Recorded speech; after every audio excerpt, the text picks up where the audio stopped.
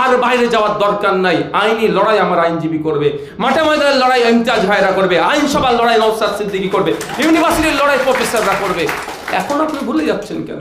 আমি নওশাদ সিদ্দিকী আমি বলছি, আপনাদের লিডারশিপ আমি লড়াই করতে প্রস্তুত আছি। সার্টিফিকেটটা শুধু প্রদান করেছিল ভোটটা নেওয়ার জন্য। অনেকেই বলেছেন, আমি একজন আইনসভা সদস্য হিসাবে বলছি, একটা জায়গায় হয়তো আমরা বক্তব্য থেকে যে জায়গাটা ছেড়ে গিয়েছি, সেটা হচ্ছে যেখানে আইন তৈরি হয় সেখানেও আমাদেরকে লড়াইটাও ঠিক দিতে হবে। তা বঞ্চনা ও নিরসনের পথ আমি মনে করি তিনটে। আইনসভার মধ্যে এটাকে উত্থাপন করা, আইনি লড়াই করা, আর অবশ্যই আইনি লড়াইকে তখনই শক্তিশালী হবে, তখনই আইনের লড়াইয়ে আমরা ফল পাবো যখনই আমরা রাস্তার লড়াইটাকে শক্তিশালী করব। তো আমি বলি একটা কথা, সাথে সাথে আমি এখানে যারা বক্তারা বক্তব্য দিয়েছেন, কারো ভাষায় ঐক্যবদ্ধ, কারো ভাষায় জোটবদ্ধ।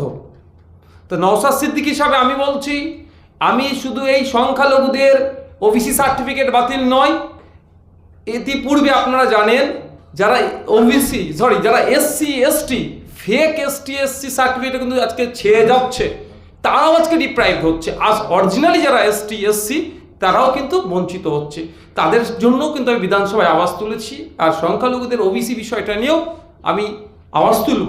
কিন্তু এই যে ঐক্যবদ্ধ জোটবদ্ধর কথা বলছেন, আমি প্রস্তুত আছি।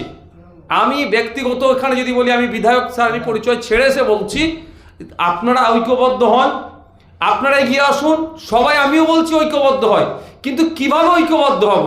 আমি আজকে থেকে এখানে উপস্থিত ছিলেন কামরুজ্জামান ভাই, আমি শুধুমাত্র সংখ্যালঘু যুব ফেডারেশনের মুহিত সাহেব, ওনাকে আমি জানি না, ওনার আমি পরিচয় মনে করি একটা লড়াকু নেতা পশ্চিমবাংলার।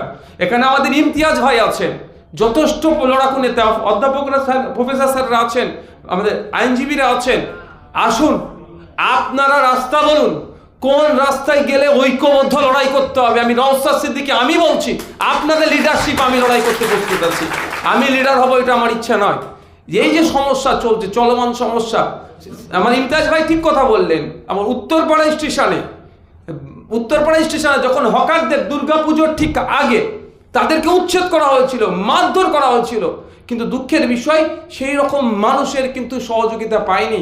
নওশাদ সিদ্দিকী কিন্তু সেখানে ছুটে গিয়েছিল, একা হলেও তাদের পাশে থেকে সেই সময়টুকুর জন্য অন্তত সেখানে স্টেশনের যিনি ম্যানেজার ছিলেন, মাস্টার যিনাদেরকে আমরা বলি অনেক ক্ষেত্রে, তাদের সাথে কথা বলে যে রিকোয়েস্ট করেছি, কারণ আমার পাওয়ারটা খুব বেশি নয়, আমি একা, যে অন্তত এই পুজোর সময় তাদের আর্নিং করার সময়, এই সময় তাদেরকে ব্যবসা করতে দেওয়া হোক হকারদেরকে। কিন্তু সেটা সাময়িকভাবে, এটা যদি আমরা এগিয়ে চলি, কারণ রাষ্ট্র জনগণের সেবার জন্য, জনগণকে উপকৃত করার জন্য রাষ্ট্র হবে।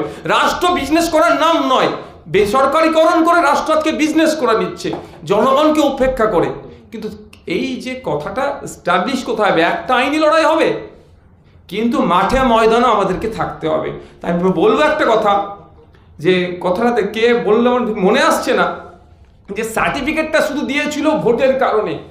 হ্যাঁ, আমি বলছি সার্টিফিকেটটা শুধু প্রদান করেছিল ভোটটা নেওয়ার জন্য, কারণ 2023-24 অর্থবর্ষের পশ্চিমবাংলার বাজেটটা দেখবেন সংখ্যালঘুদের জন্য বরাদ্দ করা হয়েছিল 5,000 কোটি টাকা সামথিং, আর 2024-25 অর্থবর্ষের জন্য দেখুন, 23-24 অর্থবর্ষের জন্য দেখুন, মানে পরস্পর দুটো বছর অর্থবর্ষের দেখুন, সেটা 5,500 কোটি টাকা দেখানো হচ্ছে। 5,000 কোটি টাকা, 5,500 কোটি টাকা, 4,700 কোটি টাকা, 4,500 কোটি টাকা, এই লাস্ট 4টে ফিনান্সিয়াল ইয়ারের কথা বলছি। তাহলে 20,000 কোটি টাকা প্রায় সংখ্যালঘুদের জন্য বরাদ্দ করা হয়েছে। কিন্তু খোঁজ নিয়ে দেখুন, এমএসকে এসএসকে থেকে শুরু করে মাদ্রাসা শিক্ষা ব্যবস্থা, আলিয়া বিশ্ববিদ্যালয়ের সব শিক্ষার পরিকাঠামো আজকে ধ্বংস হয়ে যাচ্ছে।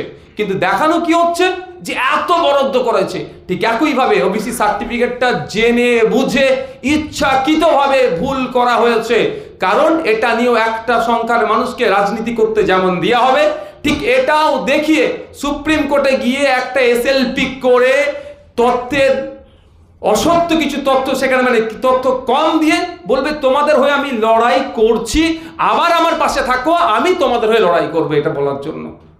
তাই আমি অনুরোধ করব, সময় এসেছে কাগে কাল নিয়ে চলে গেছে, আর নয়। নিজের কানটার দিকে দেখুন। আজকে আপনার বাড়ির ছেলে আইনজীবী আছে, আপনার বাড়ির ছেলে আইনসভার সদস্য আছে, আপনার বাড়ির ছেলে প্রফেসর আছে, আপনার বাড়ির ছেলে ডাক্তার। আর বাইরে যাওয়ার দরকার নাই। আইনি লড়াই আমার আইনজীবী করবে, মাঠে ময়দানের লড়াই ইমতিয়াজ ভাইরা করবে, আইনসভার লড়াই নওশাদ সিদ্দিকী করবে, ইউনিভার্সিটির লড়াই প্রফেসররা করবে। এখন আপনি ভুলে যাচ্ছেন কেন? এখনো কার দিকে তাকাবেন? অন্তত এইটা থেকে শুরু হোক। আমাদের এইটা শুরু হবে। আমরা এর সাথে আমরা ইনক্লুড করব ওবিসি সার্টিফিকেটের সাথে সাথে ফেক এসটিএসসি সার্টিফিকেট যারা বানিয়ে এসটিএসসি কোটায় যারা চাকরি নিচ্ছে তাদের বিরুদ্ধে আমাদের লড়াই থাকবে, এটা ইনক্লুড করব। আমাদের দীনেশ বিশ্বাস সাহেব বলে গিয়েছে। আমি বিধানসভায় প্রশ্ন করেছিলাম মাননীয় মন্ত্রীকে যে আজ পর্যন্ত কটা ফেক এসটিএসসি সার্টিফিকেট আপনি ধরেছেন, তাদের বিরুদ্ধে আইনত কি ব্যবস্থা নিয়েছেন? সুব্রহ্ম উঠে দাঁড়ালেন, দাঁড়িয়ে টোটাল একবার মুখ ঘুরিয়ে চারিদিকে দেখলেন, বলছে ব্যবস্থা নেওয়া হয়েছে। আমি সংখ্যাটা বলুন না, বলছে ওটা পরে জানিয়ে দেবো। কিন্তু আমার এখনো সৌভাগ্য হয়নি সংখ্যাটা কত ছিল। শুধুমাত্র এগুলো হচ্ছে দেখানো হচ্ছে তলে তলে, সেটা অর্থের বিনিময়ে, অবৈধ ডিমান্ডের বিনিময়ে সেগুলোকে বঞ্চিত করা হচ্ছে। কামরুজ্জামান ভাইয়ের আমি দেখেছি অ্যাক্টিভিটি, ওটা আমার ভালো লেগেছিল। কল্যাণ ইউনিভার্সিটিতে গিয়েছিল, উচ্চশিক্ষায় বিশেষ করে গবেষণার ক্ষেত্রে আজকে ওবিসি যে রিজার্ভেশনকে মান্যতা দেওয়া হয় না, এগুলো ছোটখাটো একদিনের বিষয় নয় যে আজকে এসছি সমাধান হয়ে যাবে, এটা নয়।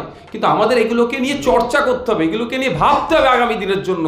ওই আজকের সমস্যা কালকে হলো কি হলো মিটে গেল ওটা নিয়ে ভাবলে তাহলে একের পর এক সমস্যা বাড়তে থাকবে। আর যদি সঠিক জায়গায় একবার আঘাতটা দিতে পারে, আমি দায়িত্ব নিয়ে বলতে পারি সমস্যা তারা তৈরি করার চেষ্টা করছে, তারা 5 বার ভাববে। হয়তো আমাদের সম্মানীয় আইনজীবী মহাশয় একটা কথা হয়তো ভুলেছেন বা এড়িয়ে গেছেন, আমি বলতে পারবো না। আমি আমাদের মাহিদার মুখ থেকেই শুনেছি, এই যে ওবিসি সার্টিফিকেট বাতিল হয়েছে, যে সমস্ত লয়াররা বাতিলের পক্ষে লড়াইটা করেছে, সেই সমস্ত লয়ারদের মধ্যে 2টা এমন লয়ার আছেন যারা নিজেদেরকে ধর্মনিরপেক্ষতার ঊর্ধ্বে গিয়ে অনেক বড় দাবি করে, সেই পার্টির মেম্বারশিপ নিয়ে বসে আছে। সেই পার্টি এখনো তাদেরকে বরখাস্ত করছে না কেন? এই প্রশ্ন তুলতে হবে না আমাদেরকে? তাহলে বুঝতে পারছেন যে সর্ষের মধ্যে ভূতটা কোথায় ঢুকে বসে আছে। তাই বলবো, আবারও বলছি, আমাদের সময় এসেছে, আমাদের লড়াই আমরা একটু বুঝে নিই। অন্যদেরকে নিয়ে অনেক লড়াই আমরা করতে দেখলাম তো, দিনের শেষে জল জমি জঙ্গলের অধিকার আজকে আমার আদিবাসীদের হাত থেকে কেড়ে নেওয়া হচ্ছে। পশ্চিমবাংলার বিধানসভায় প্রায় 60টা 63টা এসসি কমিউনিটির বিধায়ক থাকার পরেও কারোর মুখ থেকে শুনলাম না যে ফেক এসসি সার্টিফিকেট বন্ধের কথা। পশ্চিমবাংলার বিধানসভায় ধর্মীয় দিক থেকে প্রায় 40টার দিক মুসলিম বিধায়ক থাকার পরেও একবারের জন্য এই যে ওবিসি সার্টিফিকেট বাতিল হয়েছে সেই নিয়ে কাউকে ভাবতে দেখলাম না। তবে অনুরোধ করব, আজকে যেটাই উঠে আসছে, আমাদের পশ্চিমবাংলার যারা ব্যাকওয়ার্ড ক্লাসেস আছেন, যারা সমস্ত জনপ্রতিনিধি আইনসভার, তাদেরকেও আহ্বান করা হোক। তাদেরও মেন্টালিটি, তাদেরও চিন্তা ভাবনা, তারা কমিউনিটির ভোট নিয়ে কোন জায়গায় থাকতে চাইছে সেটাও আমাদের পরীক্ষা করার সময় এসেছে। তাদেরকেও ওপেন ফোরামে ডাকা হোক, তাদেরও মতামত নিক, তাদেরকেও বলা হোক নওশাদ সিদ্দিকী যখন পশ্চিমবাংলার বিধানসভায় একটা আওয়াজ তুলবে, তোমরা আওয়াজ না তুলতে বললো তাকে ডিস্টার্ব করবে না। হয়েছে এই ধরনের ঘটনা।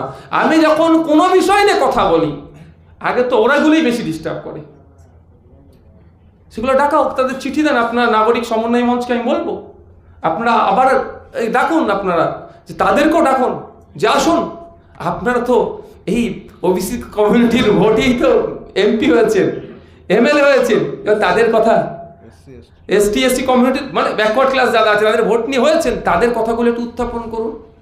তাদের জন্য আসুন, রাস্তায় হাঁটি আমরা একসাথে, আমরা অনশনে বসবো, কি ঘেরাও করব, কি নবান্ন অভিযান করব, যেটাই করব। আপনি কোন দলের আমার দেখার দরকার নেই, আপনি আমাদের ভোট নিয়ে ওই জায়গায় গিয়েছেন, আপনি আমার জনপ্রতিনিধি, আপনাকে সামনে রাখবো। পুলিশ লাঠি পিটলে আগে আপনাকে পিটবে, তারপরে আমরা ভোটার আমরা খাবো। আসুন ময়দানে নামান, আপনার ওপেন কল দিন, চিঠি দিন। আর আছে তো আমাদের ইমতিয়াজ ভাইরা, রবিউল সাহেবরা তো আছেন। কি সাহেব অসুবিধে হবে মাঠে ময়দানে? আমাদের হবে সাহেব, কাজ অসুবিধা হবে। তাই বলছি আমি বেশি কথা বলবো না, অনেক বলবো না করে অনেক বকে ফেললাম।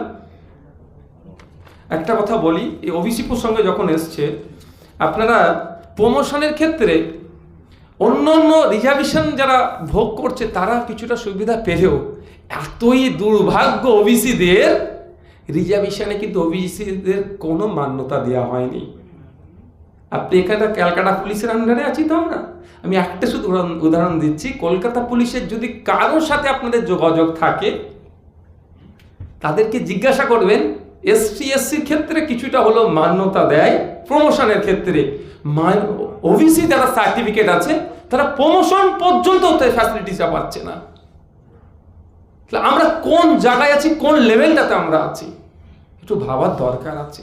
পরিশেষে বলবো, মিডিয়ার মাধ্যমে তো শুনবো অনেক মানুষ যারা কথায় কথায় বলেন না, ওই এই রাজনীতি যেখানে মঞ্চে যাব না, আমি শুধু তাদেরকে এতটুকুই বলবো, আপনি ঘরের মধ্যে থাকলেও সেখানেও রাজনীতি চলছে। তাহলে একা গিয়ে জঙ্গলে বসুন, তবে বেশি দিনও জঙ্গলে বসতে পারবে না। রাজনীতির কারণে সেই জঙ্গলগুলোকে উচ্ছেদ করে দিয়ে মানে কর্পোরেটদের হাতে তুলে দিচ্ছে। জঙ্গলে থাকতে গেলেও আপনাকে রাজনীতি করতে হবে।